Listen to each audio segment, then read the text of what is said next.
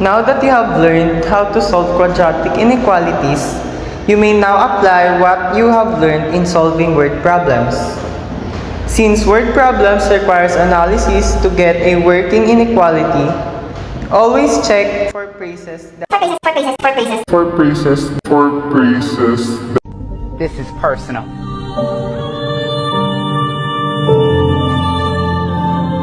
it translates to quadratic inequalities.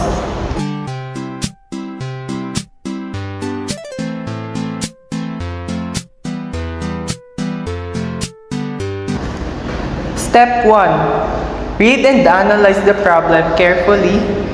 List down the given facts and what is asked in the problem. The given facts are: the first, area must be less than 200 centimeters squared and the length is 4 centimeters longer than the width. And asked, range of values for the length. Step 2. Make representations. Let L be the length of the rectangle since the length is 4 centimeters longer than the width. The width is length minus 4. Step 3. Set up the working inequality. So, 200 is greater than length and width. 200 is greater than length as the representation of length and the representation of width, which is length minus 4. And then simply distribute the length. I want to apologize to all of you for what I did.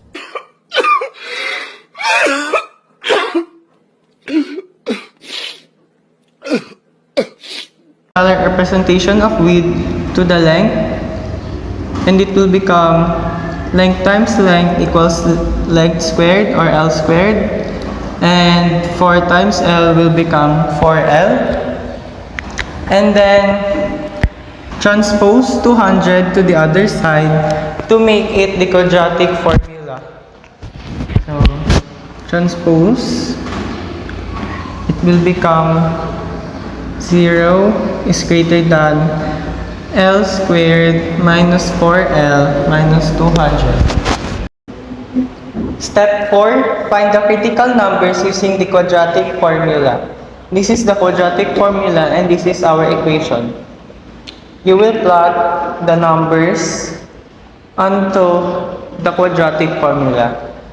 So, negative b will become 4 because this is the b, and then b squared, negative 4, this will become negative 4 squared, and then minus 4ac, so minus 4, and this will become, you will get the number 1 because this is the a.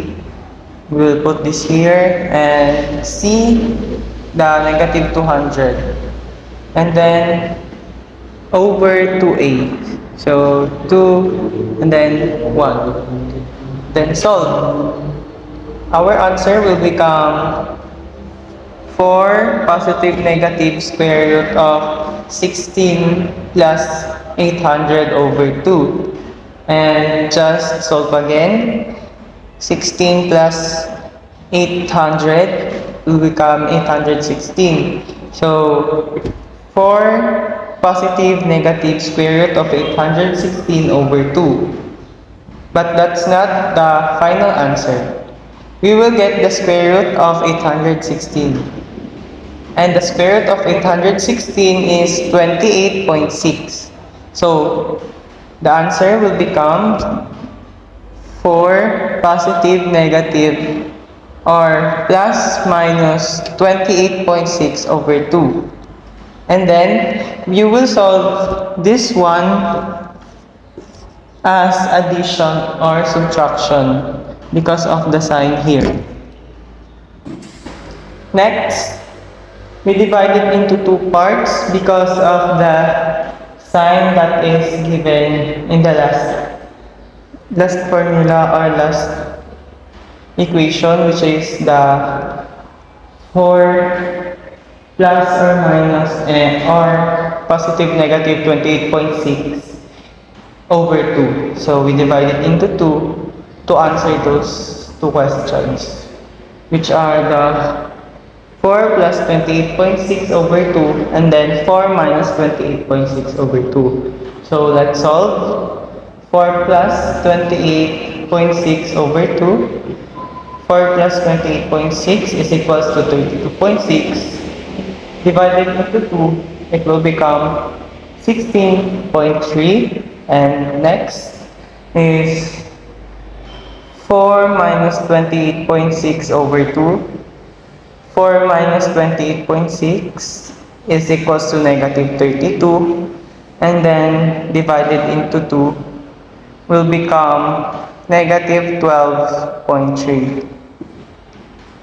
These two answers will be our critical numbers in our test interval, but we will only use the positive one because of our question that is 4 centimeters longer, which means we will use the positive sign.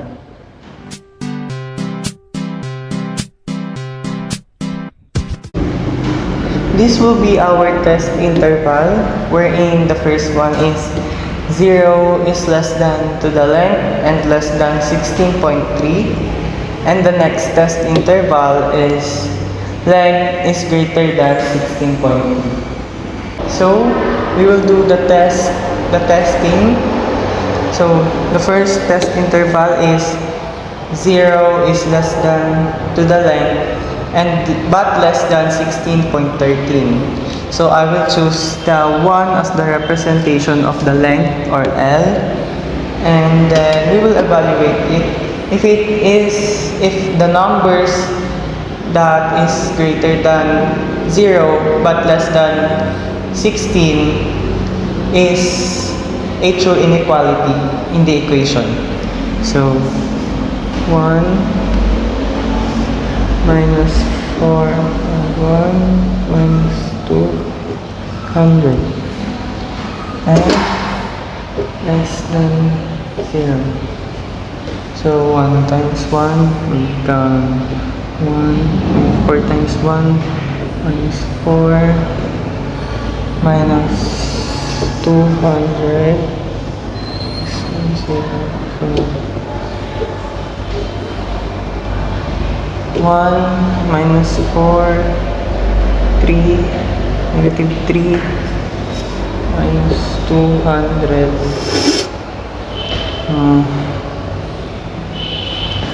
will become 203 less than 0. So the answer is negative 203. Yes, it is less than 0, meaning to say all the numbers that is greater than 0 but less than 16.3 is the inequality of this equation. So this is true. Next, length is greater than 16.3. So I will choose the number 20 as the test number. So I will use the 20 to represent the length. So 20 squared minus 4 times 20 minus 200 less than 0.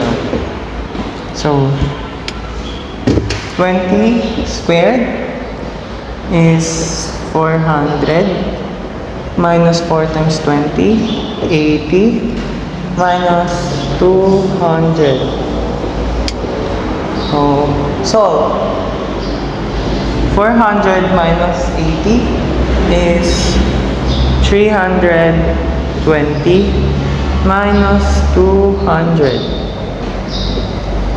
So 320 minus 200 will become 120 less than 0. Is 120 less than 0? No. 120 is greater than 0. So this test interval is false.